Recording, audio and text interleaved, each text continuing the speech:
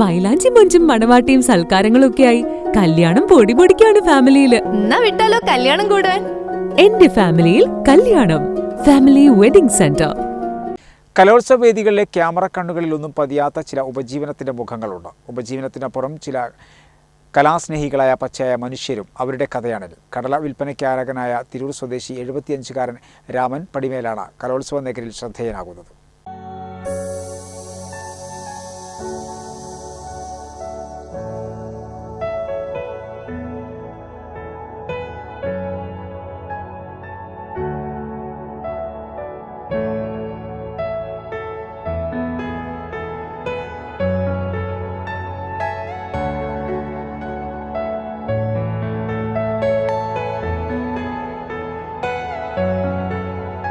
കലോത്സവ വേദികളിലെ ക്യാമറ കണ്ണുകളിൽ ഒന്നും പതിയാത്ത ചില ഉപജീവനത്തിന്റെ മുഖങ്ങളുണ്ട്. ഉപജീവനത്തിനുമപ്പുറം ചില കലാസ്നേഹികളായ പച്ചയായ മനുഷ്യരുണ്ട്. കലോത്സവ നഗരിയിലെ വലിയ ഫുഡ് സ്റ്റോളുകൾക്ക് മുന്നിലും പതറാതെ ആത്മവിശ്വാസത്തോടെ കടലപ്പൊതികളുമായി എത്തിയ 75-കാരൻ.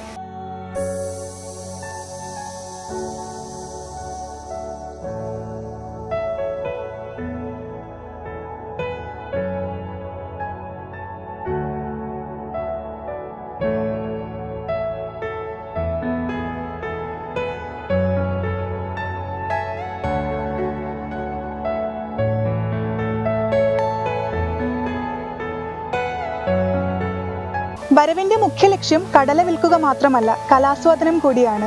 ഇനി കലോത്സവം കാണാനെത്തിയവർ കടല വാങ്ങിയില്ലെങ്കിലും പരാതിയില്ല. കടലപ്പൊതികളുമായി ചെറു പുഞ്ചിരിയോടെ അടുത്ത ആൾക്കൂട്ടത്തിലേക്ക് നടന്നകലും. എൻ്റെ പേര് രാമൻ, രാമൻ. എത്ര വയസ്സായി? ഒരു 72 ഉണ്ട്. പരിപാടി കാണാൻ വന്നതാ? ആ പരിപാടി കാണാൻ വന്നു. എത്ര ദിവസമായിട്ട് ഇവിടെ ഉണ്ട്? ഒരു 3 ദിവസമായിട്ട് ഇപ്പോൾ ഇവിടെ ഉണ്ട്. 3 ദിവസമായിട്ട് വീട് മംഗലം ചേന്ദ്ര. വീട്ടിൽ ഞാനും ഭാര്യ മാത്രമേ ഉള്ളൂ.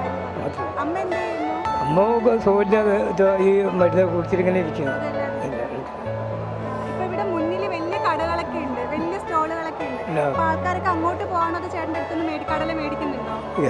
ദുർലഭം നടന്നിട്ട് മേടിക്കണത്. അങ്ങനെയാണ് ഇപ്പോൾ ഉള്ളത്.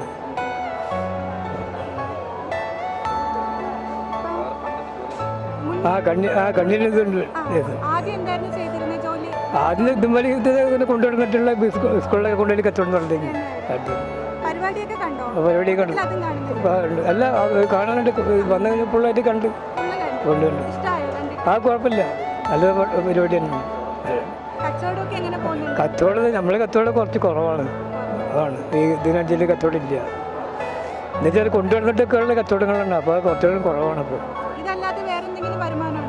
വേറെ വരുമാനം അങ്ങനെയൊന്നും ഇല്ല.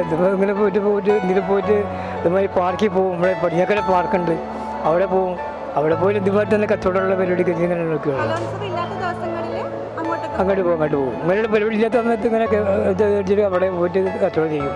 സാധാരണ ദിവസങ്ങളിലെയും ഉപജീവന മാർഗം കടലപ്പൊതികൾ തന്നെയാണ്.